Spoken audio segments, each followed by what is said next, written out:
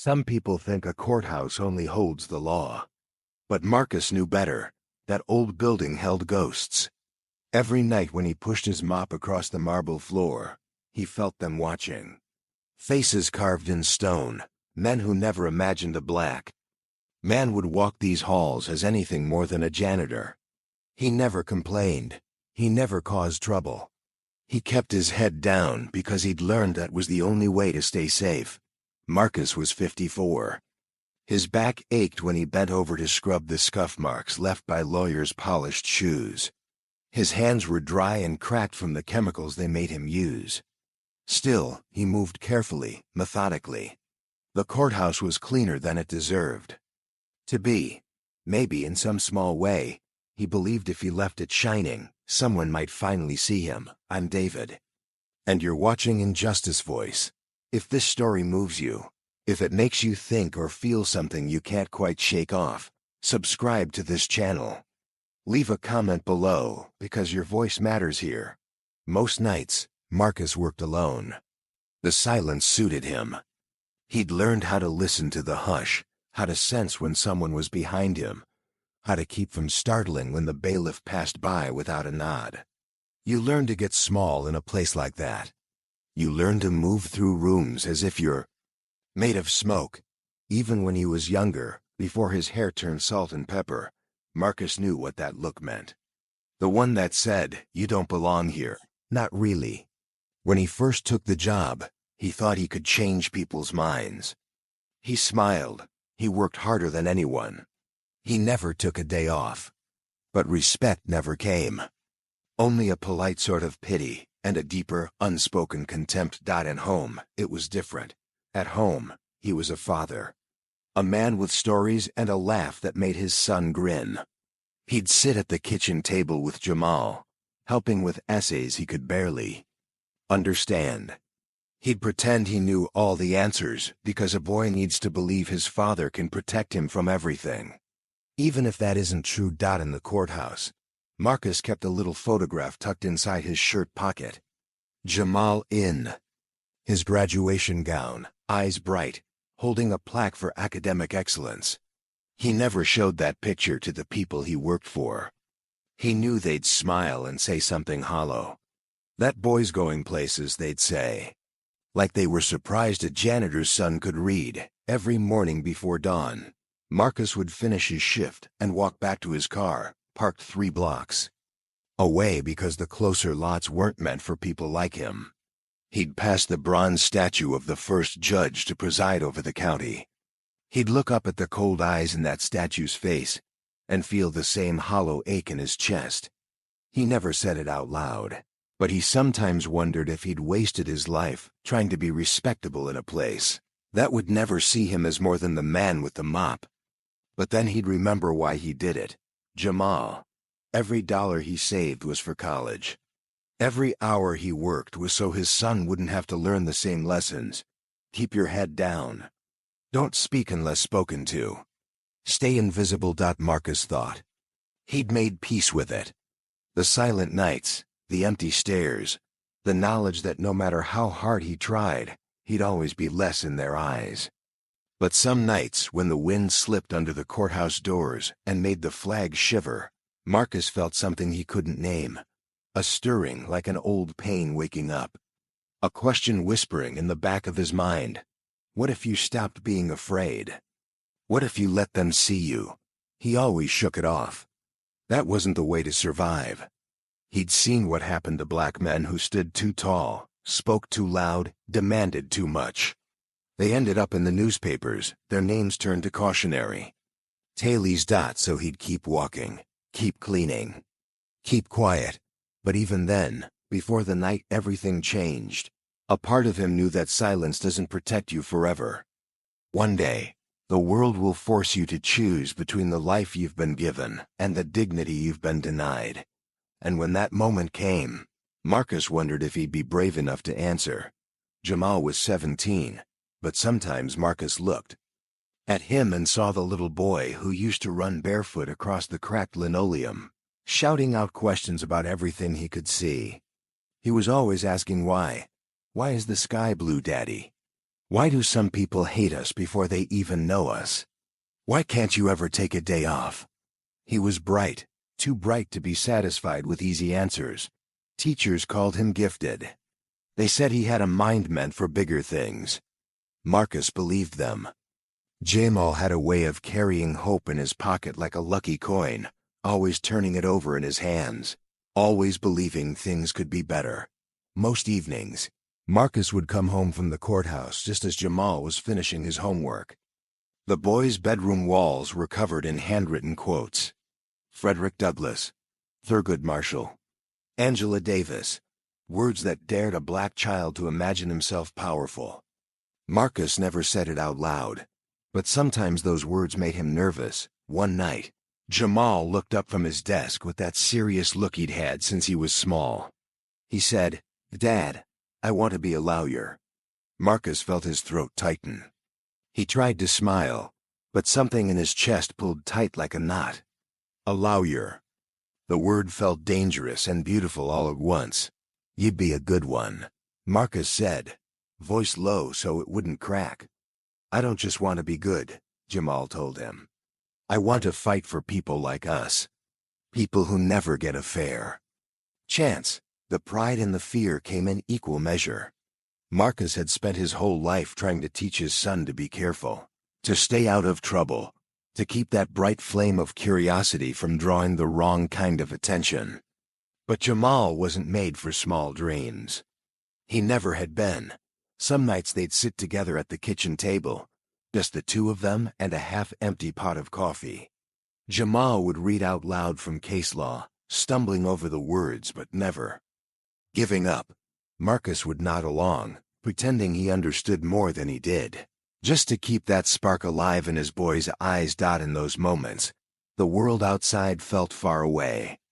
The courthouse. The patrol cars that crawled past their neighborhood with their headlights aimed like accusations. The tired way people looked at Marcus when he walked through the grocery store in his uniform. All of it disappeared when Jamal spoke about the future. But even then, Marcus couldn't shake the worry that it was only a matter of time before the world tried to teach his son a lesson about staying in his place. He'd seen it happen too many times. Bright boys with clean records, polite voices, pressed shirts. All it took was one accusation, one misunderstanding. One officer who decided he looked suspicious. He tried not to think about it. He tried to believe that maybe, just maybe, things had changed enough that Jamal could outrun the weight of all that history. Maybe his son's generation wouldn't have to swallow their rage and call it respect. One Sunday afternoon, Jamal came home carrying a stack of college brochures. He spread them across the kitchen table like they were treasure maps.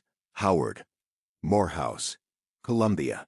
He pointed to each one, explaining their programs, their scholarships, their histories. Marcus listened, nodding, feeling something he couldn't quite name. It was more than pride. It was the bittersweet ache of knowing your child is already reaching for a world you never believed you could touch. When Jamal finally went to bed, Marcus sat alone, staring at the brochures. He picked up the one from Howard and traced the seal on the cover. In that quiet kitchen, he whispered to himself, "Please let him get there. Please let him stay safe." He knew it was too much to ask. To be black in America was to learn early that safety was never guaranteed, not even when you did everything right. But as long as Jamal kept dreaming, Marcus would find a way to keep believing. He just didn't know that the test was coming sooner than either of them could have imagined. The night it happened started the way so many others had. Jamal stayed late at the library to work on his scholarship essay. Marcus had offered to pick him up, but Jamal said no, he'd be fine. He always said that. Like he didn't believe anything bad could touch him as long as he stayed on the right side of the law. Marcus tried to sleep, but something in his gut wouldn't let him rest. He lay on the couch with the TV flickering, listening for the sound of the key in the lock. He told himself he was overreacting, that Jamal was almost grown. But fathers know. They feel the danger coming before it shows its face. It was nearly 11 when Jamal started walking home. He cut through the neighborhood park because it saved him 10 minutes. He was carrying a backpack full of books and wearing his old varsity jacket. He never heard the cruiser roll up behind him. The first thing he saw was the spotlight. It hit his back like a sudden slap. He turned, squinting into the glare. 2 officers stepped out, hands already resting on their belts. "Where you headed?" One of them called. "Home, sir," Jamal said. His voice was calm, the way Marcus had taught him. Always be polite. Always announce what you're doing. He held up his hands, palms open. "I just came from the library." The officer stepped closer. "You live around here?"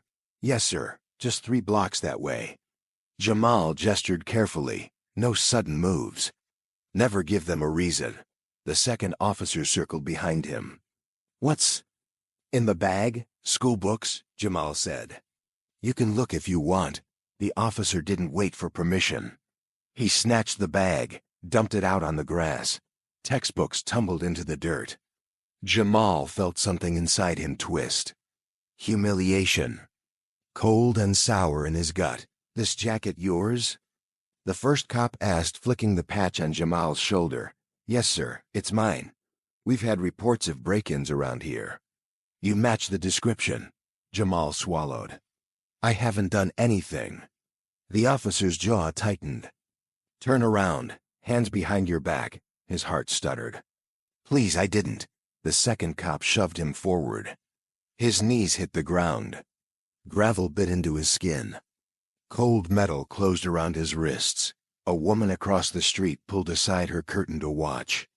She didn't open her door. When Marcus's phone rang, he knew before he picked up. The voice on the other end was flat, official. "We have your son in custody. You'll need to come down to the station." The ride to the precinct felt endless. Marcus's hands shook on the wheel. He tried to imagine what he'd say when he saw Jamal, but his mind was blank. Only one thought kept repeating. "Please, God, don't let him be hurt." When he stepped into the fluorescent hallway, he saw Jamal sitting on a bench. His lip was split. A bruise was already blooming across his cheek. His hands were cuffed in front of him like he was dangerous. Marcus went cold all over. He wanted to run to his son, to pull him into his arms, but the officer held up a hand. "Stay back." "What did he do?" Marcus demanded. His voice didn't sound like his own. "Suspicion of burglary," the officer said. He didn't bother to look Marcus in the eye. "He was coming home from the library," Marcus said. The officer shrugged. "That's what they all say." He felt something crack in his chest. All the years he'd spent trying to prove he was respectable, that he'd raised his boy right, meant nothing. In that moment, Jamal wasn't a student or a son. He was just another suspect. Another black boy in handcuffs. They let Marcus sit beside Jamal while they filled out paperwork. He reached out, touched his son's shoulder. Jamal wouldn't look at him. "I'm sorry," Marcus whispered. "For what?" Jamal said. His voice was hoarse. "I didn't do anything." Marcus swallowed the shame that rose up. He wished he could take his son's pain, trade it for all the silent nights he'd endured. But he couldn't. When they finally uncuffed Jamal, Marcus helped him stand. The officer handed over the empty backpack like it was a favor. "You're free to go," he said. No apology. No explanation. As they walked out into the night, Marcus felt the cold wind cut through him. He realized he'd been lying to himself all these years. He thought if you worked hard enough, if you followed all the rules, you could earn safety. But safety was never his to earn. It was a mercy some men gave and took away on a whim. He held Jamal's arm as they walked to the car. He wanted to say something comforting, but no words came. Jamal finally looked at him. His eyes were dark and tired. "They'll never see me, Dad, no matter what I do." Marcus wished he could tell him he was wrong. But he couldn't. Not anymore. The morning after they brought Jamal home, Marcus sat at the kitchen table long after the sun had come up. He hadn't slept.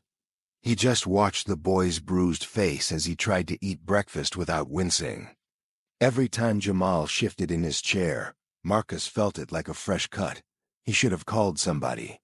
He should have shouted at those officers, demanded a supervisor. But all he'd done was stand there, quiet and afraid, like he'd been all his life. He thought he was protecting Jamal by staying calm. Now he wasn't sure he'd protected anything all that Jamal dot for school without a word. Marcus listened to the front door click shut. He closed his eyes and rested his forehead on the table. For the first time in years, he felt something close to hatred burn under his ribs. Not just for the men who'd hurt his son, but for himself.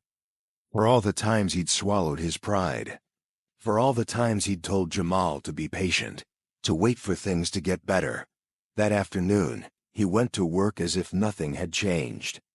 But everything had. The courthouse looked different now. The marble floors felt colder. The portraits on the walls looked more smug than solemn. He felt every inch of their judgment pressing down on him. As he pushed his mop into the corners of the hallway, he heard voices drifting out of the district attorney's office. He knew he shouldn't listen, but the words pulled him closer. Some kid got picked up last night, claimed he was studying. A man said, laughing under his breath. They always have a story. Did they charge him? Another voice asked. Nah, just scared him a little. He'll think twice before sneaking around next time. Marcus gripped the mop handle until his knuckles went white. He felt his pulse hammering in his neck. They were talking about Jamal like he was nothing. Like he was a stray dog that needed to be kept in line. He thought of Jamal's face when he'd said, "They'll never see me." And in that moment, Marcus knew he couldn't keep pretending he was invisible. He couldn't keep cleaning up their messes while they stepped over him. He turned and walked into the DA's office without knocking. 3 men in suits looked up, startled. "I need to speak with whoever supervises those officers," Marcus said. His voice was low but steady. One of the men set down his coffee. "You can't be in here." "I'm here," Marcus said, "because your deputies assaulted my son last night. They accused him of burglary when all he did was walk home from the library." A slow smirk spread across the man's face. "You're the janitor, right?" "I'm a father," Marcus said. "And I won't be silent about this." "You might want to think carefully," the man replied. "Making accusations like that can cause trouble, for you." Marcus felt something crack open inside him. All the years he'd spent trying to be harmless, trying to be small, were gone. "I'm already in trouble," he said. "You did that when you put your hands on my boy." Nobody moved. For a long moment, the only sound was the hum of the old fluorescent light. "You can file a complaint," the man finally said, his voice clipped, "but I doubt it will go anywhere." Marcus looked around that room and saw men who'd never known what it felt like to be afraid every time their child walked out the door. He saw men who'd never had to teach their sons how to keep their hands visible, how to make their voice soft so it wouldn't be mistaken for defiance. "I'll file it," Marcus said. "And I'll do more than that." He walked out before anyone could stop him. He didn't go back to his cart. He didn't finish his shift. He walked straight to his old Ford and sat behind the wheel, hands trembling. He didn't know exactly what he was going to do. All he knew was he couldn't keep pretending that silence would save them. When he got home that evening, Jamal was sitting on the porch, waiting. His lip was still swollen, but there was a steadiness in his gaze that Marcus had never seen before. "Did you say anything?" Jamal asked. Marcus sat down beside him. For a long time he didn't speak. He just looked out at the street, the same cracked sidewalk he'd walked 1,000 times, and felt something like resolve begin to form.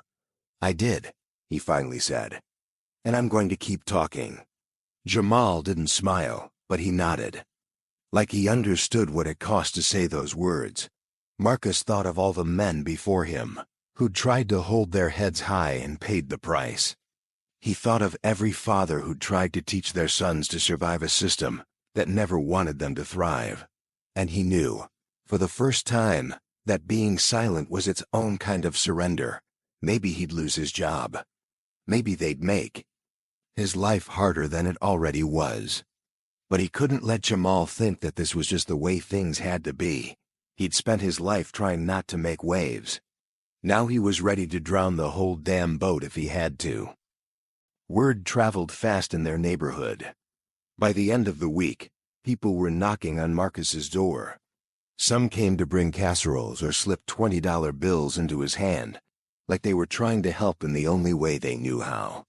Others just came to sit with him on the porch, sharing their own stories of nights spent in holding cells, of stops that turned into interrogations, of sons who never came home at all. Marcus listened to every word. He felt his shame melt into something stronger, a quiet fury that made his shoulders square when he walked, that steadied his voice when he spoke. He filed the official complaint. He called every number he could find in the courthouse directory. Most people didn't call back. Some laughed in his ear. But one morning, as the sun crept across the kitchen floor, the phone rang. "This is Judge Ellis," the voice said. "I heard about what happened to your boy." Marcus gripped the receiver. He knew the name. Judge Ellis had retired years ago. A black man who'd made it farther in the system than anyone thought possible. "I can't promise much," Ellis said, "but I can sit with you when you give your statement." "Sometimes it helps to have a witness." Marcus swallowed hard. "Thank you," he said. The day they went to the precinct, Marcus felt like every eye was on him. But for the first time, he didn't look away. He walked beside Judge Ellis down the same hall where he'd once stood, waiting for them to uncuff his son. They sat across from a young investigator who looked like he wanted to be anywhere else. Marcus laid out every detail. Jamal's face. In the grass, the bruises. The smirk on the officer's mouth when he said, "You match the description." When he finished, his hands were shaking. But he didn't feel small. Not anymore. Afterward, they stepped outside. The sun was high, bright enough to make him squint. Ellis turned to him. "Most folks don't speak up," he said quietly. "You did." Marcus shook his head. "It shouldn't have to be brave to tell the truth." "No," Ellis agreed. "But it is." Word spread beyond their street. A reporter from the local paper called. Marcus hadn't planned on talking to the press, but when she asked if he wanted to share his side, he heard himself say yes. They met in the park where Jamal had been stopped. The reporter was young, polite, but Marcus could see the pity in her eyes. He didn't care. He told the story anyway. When the article came out, Jamal read it twice. He didn't say much. Just laid the paper down on the kitchen table and looked at his father with something like relief. "Thank you," he said. Marcus wished he could go back and undo that night. He wished he could erase the fear in Jamal's voice when he called from the station. But life didn't work like that. All he could do was stand up now when it mattered. He was called to testify at an internal review. He wore his best shirt, the one he saved for church and funerals. As he walked into the room, he felt the weight of every janitor who'd ever cleaned up after men who never learned their names. He felt the weight of every father who'd tried to keep their children safe in a country that made no promises. When he sat down, his voice was steady. He told the panel what had happened. He looked each person in the eye. He didn't apologize for his anger. When it was over, they told him the officers would be placed on leave pending investigation. It wasn't justice yet, but it was a start. That night, neighbors gathered in Marcus's yard. Some brought folding chairs. Others stood in the grass, listening. An older woman, Mrs. Thompson, stepped forward. Her voice was soft but fierce. "You showed them we won't be quiet." Marcus looked around at all the faces, some lined with years of disappointment, some still young enough to believe change was possible. He felt something settle in his chest, not pride exactly, more like belonging. He realized then that he'd spent too much of his life thinking he was alone. But he wasn't. None of them were. And maybe, if they all kept standing together, One day their children wouldn't have to be brave just to walk home at night. The morning Jamal's charges were officially dropped, Marcus woke before dawn. He lay in bed listening to the hush of the house, the slow creak of the old pipes. For a moment, he let himself feel the quiet pride that had been buried under weeks of fear. He thought about how many times he'd stood in that courthouse, cleaning up after men who would never bother to learn his story. How many years he'd believed it was safer to stay invisible. Today, he wasn't invisible anymore. He put on his work shirt, though he wasn't going to work. Today he was walking into that building as a father, not a custodian. He stood in front of the mirror a long time, smoothing the collar, making sure the name tag was straight. Jamal came into the hallway, already dressed in his Sunday best. His lip had healed, but the mark on his spirit would take longer to fade. Even so, there was a steadiness in his eyes Marcus had never seen before, like he'd grown into himself overnight. "Ready?" Marcus asked. Jamal nodded. They didn't say much on the drive. The radio stayed off. Outside the window, the world went on the way it always had, kids waiting for the bus, shopkeepers opening their doors, the courthouse standing there like it would never change. But as they climbed the courthouse steps, Marcus felt something shift. Maybe the building hadn't changed. Maybe the men inside it hadn't either. But he had. They sat together on a bench near the clerk's office. A young woman brought over a folder with the dismissal papers. She was polite, almost gentle, but Marcus saw the same flicker of pity in her eyes he'd seen 100 times. He didn't care. He signed the form with a steady hand. Jamal turned the paper over, like he couldn't believe it was real. "That's it?" he asked softly. "That's it," Marcus said. The woman cleared her throat. "You're free to go." Marcus looked at his son. "You hear that?" Jamal nodded. He folded the paper and slipped it into his jacket. "Yeah," he said. "I hear it." They walked out into the morning light. For a second, Marcus had to close his eyes against the brightness. He felt Jamal's hand on his arm. It was such a small thing, but it steadied him. Out on the sidewalk, people were waiting. Neighbors, friends, strangers who'd read the article. Someone started clapping, slow at first, then louder. Marcus felt his chest tighten. He didn't know how to stand in that kind of light. He'd spent so long in the shadows. But he lifted his chin and let the warmth find him. Jamal looked up at him and smiled. It wasn't the carefree smile he'd worn as a boy. It was something older, harder, but true. "Thank you," he said. Marcus swallowed around the knot in his throat. "You don't have to thank me," he said. "You never did." They stood there a long time, letting the moment stretch between them. When the crowd began to drift away, Jamal cleared his throat. "I've been thinking," he said, "about college." Marcus felt his heart beat faster. "Yeah?" "I still want to be a lawyer," Jamal said. "Maybe more than ever." Marcus nodded slowly. "Then you will be. You believe that?" Jamal asked. Marcus turned to look at the courthouse one last time. The building looked the same as it always had, tall, cold, unmoved by any single life. But he knew it wasn't invincible. It could be challenged, questioned, changed. He looked back at his son. "I do," he said. "I believe it." They started down the steps together, side by side. Marcus didn't feel the need to look over his shoulder anymore. He knew there'd be other battles, other nights when fear came calling. But he also knew he wouldn't face them alone. At home, Jamal pulled out his scholarship essay and started to work. Marcus sat across from him, watching the pen move over the paper. He thought about all the fathers before him who never got to see a day like this, who never got to watch their children stand up and keep walking. He thought about the men who'd tried to make him small, who'd tried to teach his son to be afraid. And for the first time, he felt no shame. No doubt. Only a deep, unshakable certainty. They hadn't won. Outside, the sun climbed higher, warming the porch where Marcus would sit that evening and watch the world go by. maybe nothing had changed. Or maybe everything had. Either way, he was done hiding, and as long as he had breath left in his body, he would keep standing.